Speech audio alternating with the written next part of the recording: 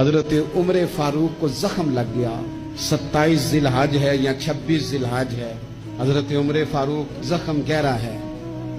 اپنے شہزادے سے کہنے لگے پتر سیدہ عائشہ صدیقہ کی بارگاہ میں جاؤ، اماں جی سے کہنا میں نے زندگی ساری حضور کے نام کے ساتھ گزار دی ہے. وہ جگہ جہاں آج گنبد خضرا ہے وہاں ایک حضور کا مزار ہے، ایک حضرت صدیق اکبر کا. تیسری جگہ سیدہ عائشہ نے اپنے لیے رکھی ہوئی تھی کیونکہ وہ ان کا حجرہ تھا نا، حضور نے انہیں دیا تھا.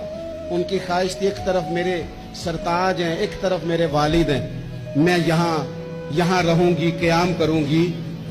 تو حضرت فاروق رضی اللہ تعالیٰ عنہ اپنے شہزادے سے کہنے لگے پتر ادب سے، چونکہ انہوں نے اپنے لیے جگہ رکھی. کبھی کوئی اس طرح کا احسار بھی کرتا ہے، اپنی قبر کی جگہ بھی دے دے، اور قبر کی جگہ وہ جہاں 70,000 فرشتے سویرے آئیں اور 70,000 شام کو آئیں.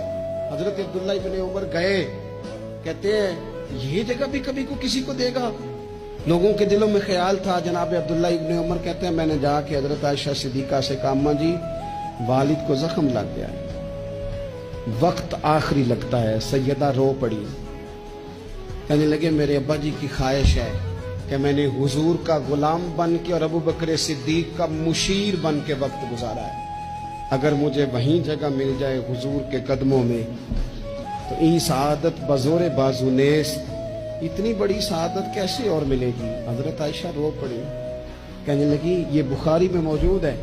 حضرت عائشہ کہنے لگی عمر سے جا کے کہنا میں نے جگہ اپنے لیے رکھی ہوئی تھی پر جا میں نے تیرے لیے احسار کیا، مجھے جنت البقیع میں دفن کر دیا جائے، میں نے جگہ عمر کو دی. ہمارے بزرگوں نے تو اتنی بڑی قربانیاں دے کے ہمیں سبق دیا ہے.